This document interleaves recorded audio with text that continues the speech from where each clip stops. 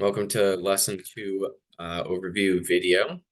So lesson two is really the bulk of unit two. Unit one. Unit one is descriptive statistics.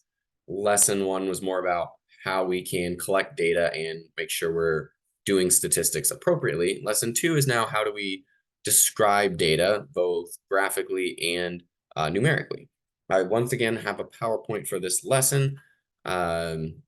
That tends to be a little more vocabulary heavy, and several examples of looking at the different types of graphs that we will be analyzing or creating ourselves.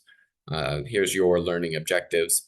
The beginning part is graphical representation, stem and leaf plot, line graphs, bar graphs, histograms, frequency polygons, time series. And then we get to lesson 2.3, we start talking about ways of describing data numerically. So the where our data is located, mean, median, mode, percentiles, calculating outliers, box plots are great. They give us a 5-number summary to describe a set of data. Mean, median, mode, skewness in the mean, median, and mode, measures of the spread, which is going to be our standard deviation. How do I measure how spread out my data is?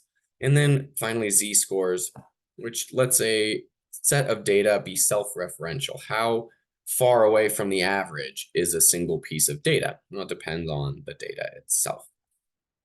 So there is homework again that will be at the bottom of each of those little individual lessons. And there's some technology that you are allowed to use. So here's some online calculators that will give you some basic statistics. If you don't have an 83 or want to use Excel, there's videos down here that you can use. There's also this calculator for grouped data, frequency.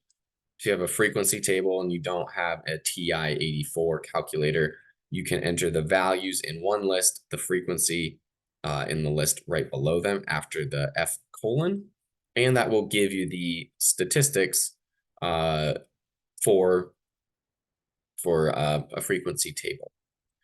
If you have any questions about lesson two, please let me know. There's a video about completing your lesson two turn-in homework.